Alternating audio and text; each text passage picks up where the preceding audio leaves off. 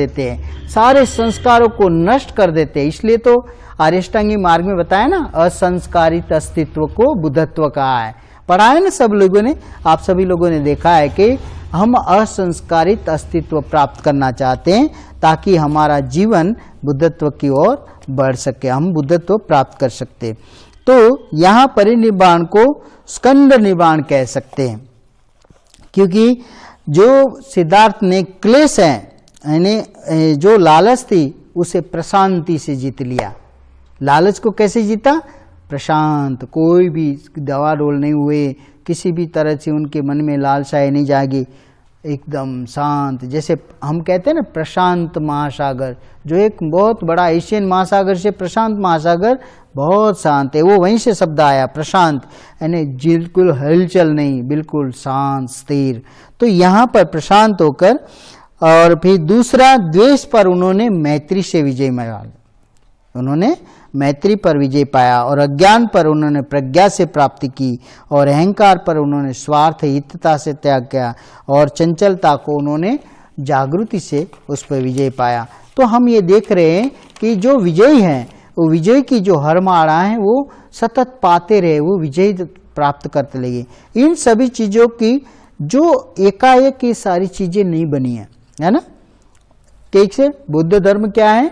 आशावादी है। तो जब स्टार्टिंग से जो आशा के साथ वो प्रयास करता है, तो उसके जीवन में निरंतर सुख की कड़ियाँ जुड़ते चढ़ी जाती है।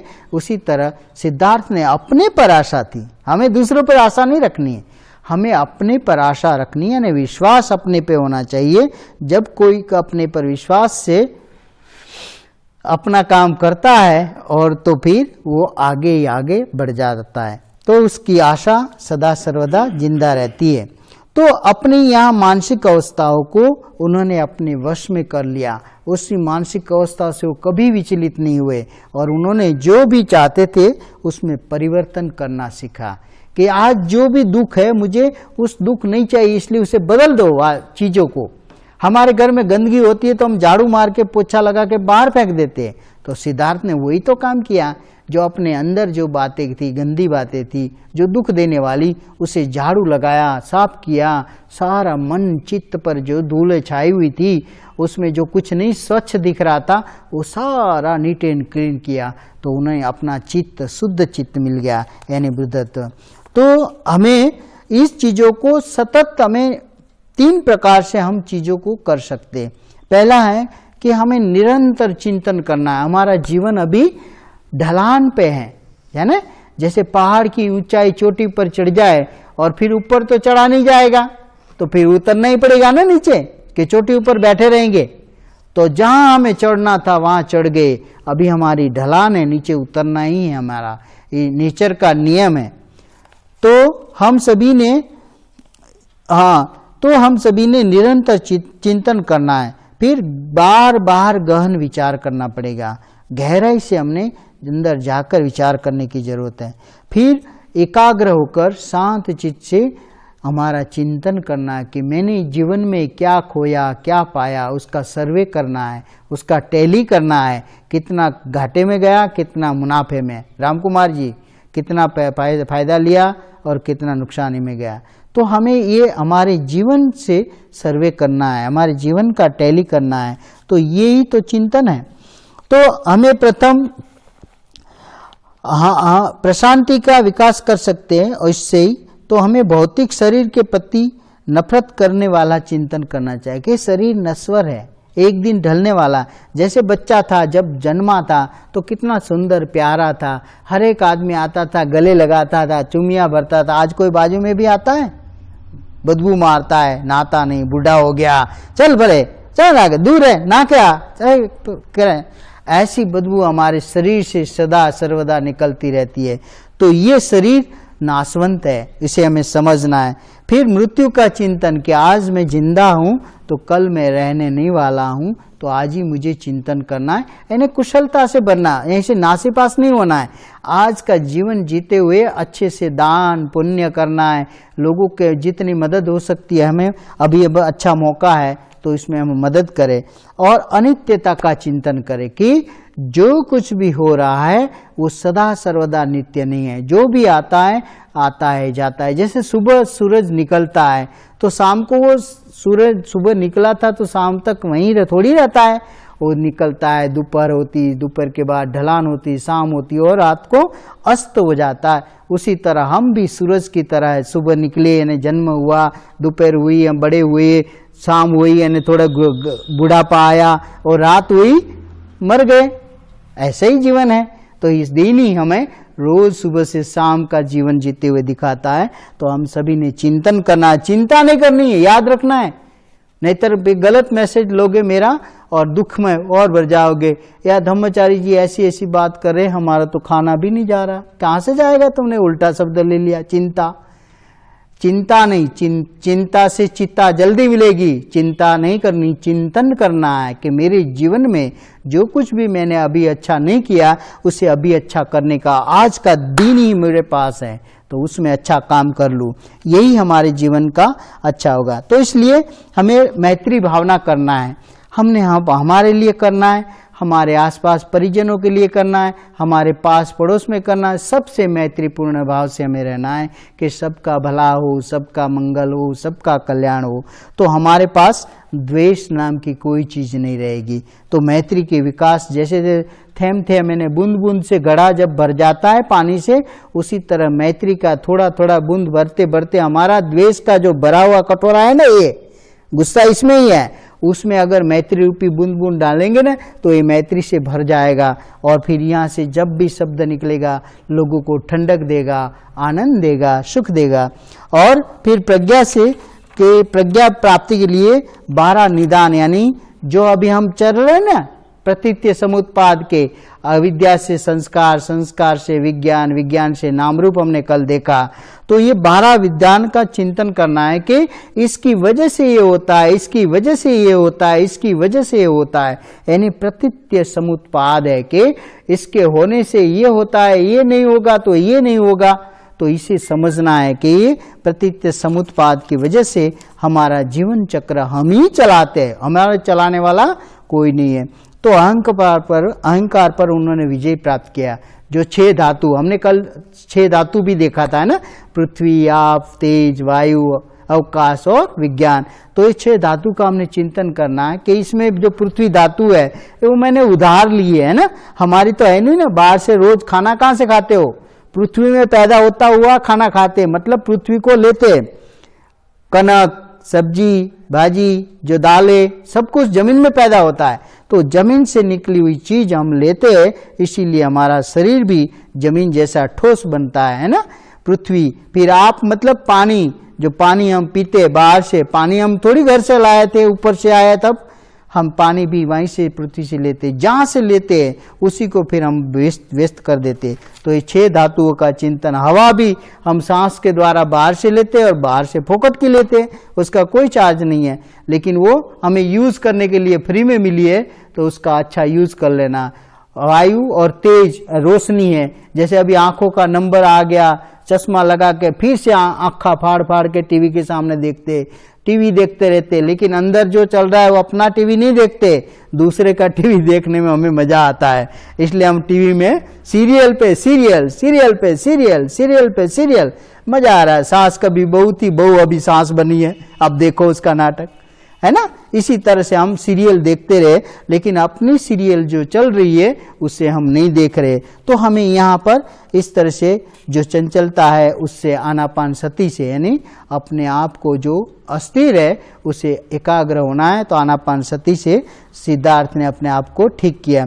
तो ये जो देवपुत्र मार है, ये आंखों को बंद करके बैठे हैं, तब अपनी शक्ति और पुत्रियों को भेजता है। देवपुत्र मार में क्या है, यानी देव मतलब मार है, उसकी पुत्र मतलब पुत्रिया।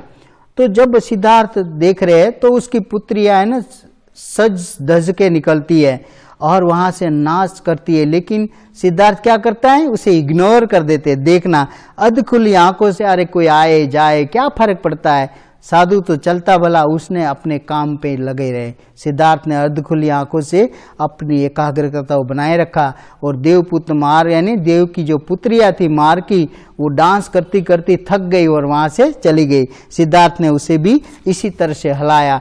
यानी अनजाना कर दिया, देखा ना देखा करा। अगर आप भी देखो, जब आप कोई बात करना चाहते हैं, आपको कोई देखा अनजाना करता है, तो आपका पारा कितना एकदम जल्दी से 45 तक नहीं पहुंचता? गुस्सा आ जाता है कि नहीं? आ जाता है। लेकिन हम एक दूसरे को स्वीकार नहीं करते। मैं कब से बोल रहा हूं तो समझ में नहीं आता, और इतना चिल्लाएंगे कि पारा अपने आप ऊपर चला जाएगा। फिर बोलते धीरे से तो बात कर सकते हो, बोलते तू सुनती कहाँ है? तो यहाँ से हमारा पारा टेम्परेचर बढ़ जाता है। घर में झगड़ा जो शुरू होता है वहीं से होता है कि नजरअंदाज करना। सिद्धार्थ ने जो देवपुत्र की जो पुत्रिया थी उसको नजरअंदाज कर दिया। हाँ, तू आए जाए मुझे कोई फर्क नहीं, मैं अपनी मस्ती में मस्त मौला, है ना, अपने ध्यान में मस्त रहे। और इसी तरह से उसने सिद्धार्थ ने, उन्होंने ये जो देवपुत्र है उसको भी हराया। यानी यहाँ पर भी सिद्धार्थ ने इसे जीत लिया। यानी जयंती का मतलब है जीतने का अंत। यानी स्कंद मार्ग में लास्ट में जब सिद्धार्थ का जो बात है कि इस कारण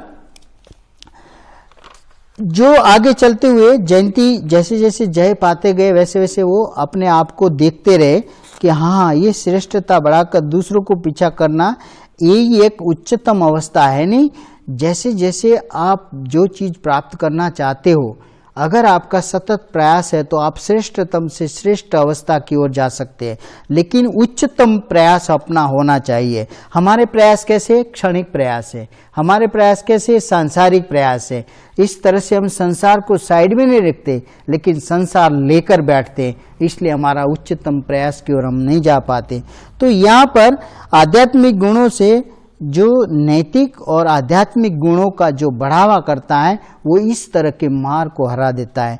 तो बुद्ध ने इस तरह से बुद्धत्व का कोई भी जो अपने अंदर अकुशलताएं रहने नहीं दी, यानी वहीं से बुद्ध शांत हुए और बुद्धत्व की प्राप्ति कर ली। यहाँ पर बुद्ध हुए। तो इस कारण उन्होंने फिर बुद्ध होने के बाद उन्होंने देखा कि इसे समझेगा कौन। वो शांत हो गए। 7 सप्ताह वो अलग अलग 7 जगहों पर बैठ के वो चिंतन करने लगे। तो ब्रह्म संपत्ति नाम के जो एक मुनि है ने अपने अंदर से एक विचार आया कि अगर आपने इतनी अच्छी बात समझी है, इतना अच्छा कल्याणकारी मार्ग अगर आप लोगों को नहीं देंगे तो लोगों का नुकसान हो जाएगा। आप सोचिए प्रभु, ऐसा कहते एक विचार अंदर से उनके मन में आया और उन्होंने इस तरह से बात की। तो पहले तो सिद्धार्थ ने समझा कि हाँ, इसे कौन समझ सकता है, लेकिन फिर भी उन्हें लगा हाँ ऐसे लोग हैं। उस ब्रह्म संपत्ति की बात को चिंतन करने के बाद फिर सिद्धार्थ उस बात को समझ के फिर सारनाथ में गए और भिक्षुओं को प्रथम धर्म चक्र प्रवर्तन किया और वहीं से हमें धर्म की उपलब्धि हासिल हुई। यानी पहला धर्म जो पंचवर्गीय भिक्षु को बताया वही धर्म स्टार्टिंग से त्रिशरण, पंचशील, प्रतित्य समुत्वाद, आर्यष्टांगी मार्ग वो हम आज भी उसे सीख रहे।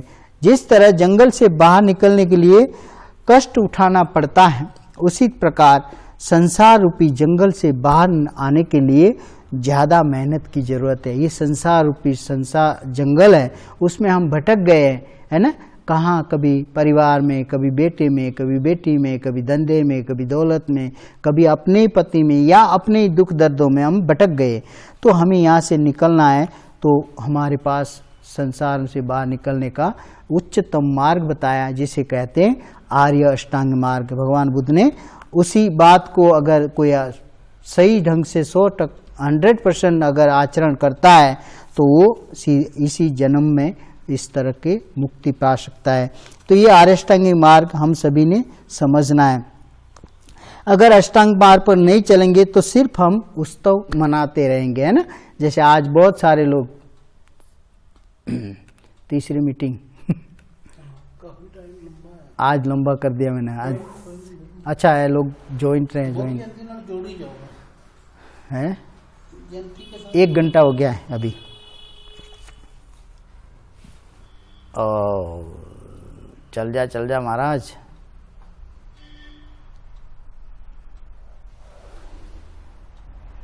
तीसरी मीटिंग है। सॉरी, मीटिंग पूरी हो गई इसलिए तीसरी मीटिंग है हमारी। तो थोड़ा सा अभी रह गया है, थोड़ी सी बात बताऊंगा, ज़्यादा लंबा हो गया आज, लेकिन मुझे लगा कि आपको हम सभी ने इसे थोड़ा सा समझना है, इसलिए आज थोड़ा ज़्यादा बोल रहा हूँ। तो हमारा 1-2 मिनट राह देखता हूँ, 1 मिनट लोग जुड़ रहे। सभी अपना माइक बंद ही रखें और बोलिए मत, प्लीज अपना माइक बंद ही रखिए।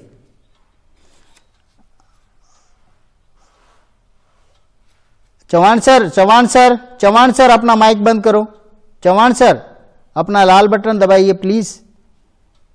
बस, थैंक यू डियर।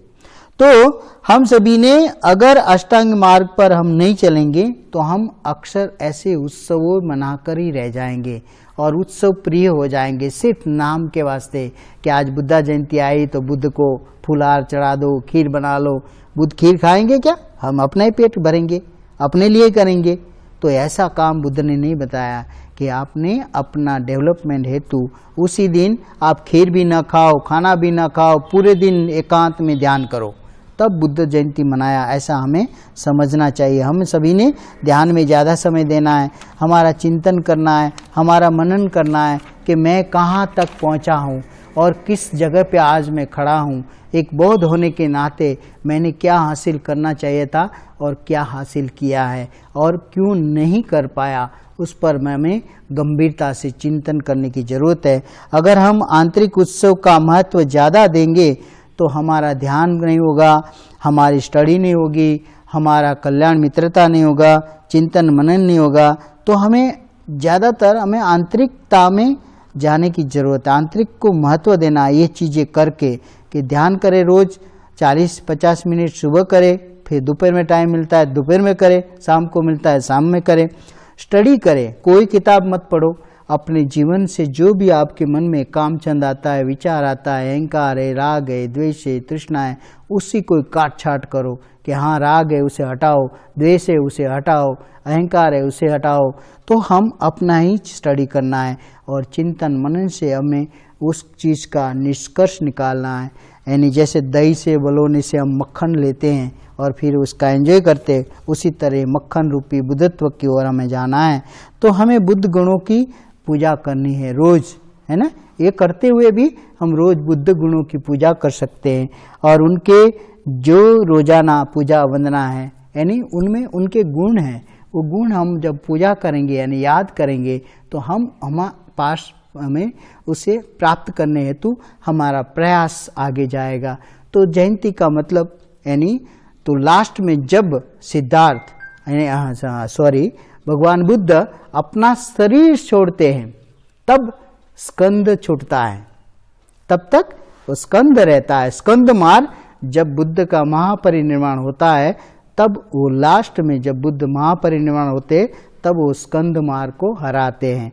तो इसलिए जीवन के 45 साल तक एक मार्ग उसके पीछे लगा रहा, जो स्कंद मार्ग था वो महापरिनिर्वाण के समय उन्होंने स्कंद मार्ग को भी हटाया और वहाँ से हम उनका जो जय है, उनका जो प्राप्ति करने का अंत हो गया, इसलिए जयंती है ना, जय का अंत कर दिया इन्हें, जो भी विजय प्राप्त करना था उसका अंत कर दिया। इसलिए हम बुद्ध जयंती कह के उत्सव मना रहे। तो आप सभी ने मुझे बहुत ही लंबा प्रवचन आज सुना है, शांति से सुना है, तो आपका मैं तहे दिल से शुक्रिया अदा करता हूँ। आप लोगों को जीवन में बुद्धत्व जल्दी निर्माण हो ऐसी मंगल कामना करता हूँ और सभी को शुभकामना देते हुए मैं यही विराम करता हूँ।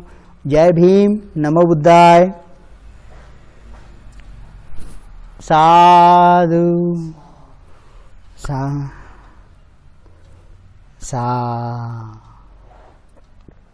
थैंक यू, धन्यवाद। सभी को बुद्धा पूर्णिमा की शुभकामनाएं। अभी आप मुझे सवाल पूछ सकते, अगर सवाल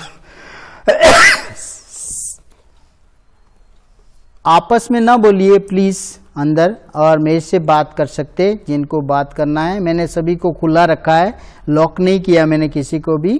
तो कृपया आप अपना माइक खोल के हाथ ऊपर करके, ताकि मैं उनका नाम लूँगा, बोलना चाहते हैं तो बोल सकते हैं। मुझे कुछ लोग ही दिखाई दे रहे हैं, बाकी 2 पेज है ना।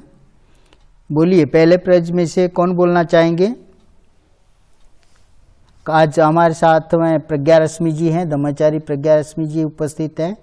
तो प्रज्ञा रश्मि जी से बोलूँगा, उनको भी बुद्ध काम जयंती की शुभकामना देते हुए कि आप बताइए अपने बात।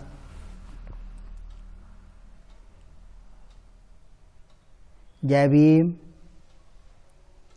प्रज्ञा रश्मि जी दिल्ली से हैं, वे हमारे अच्छे दोस्त हैं। बोलिए सर।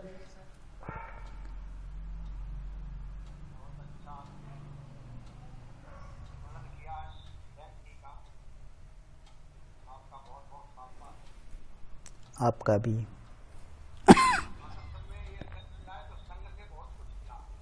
जी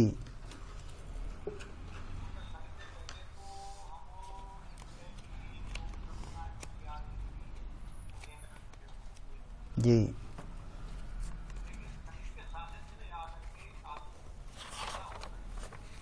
जी, बढ़िया, बहुत अच्छा।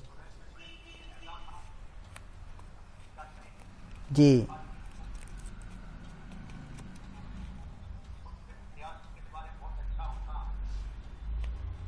जी जी। हम्म।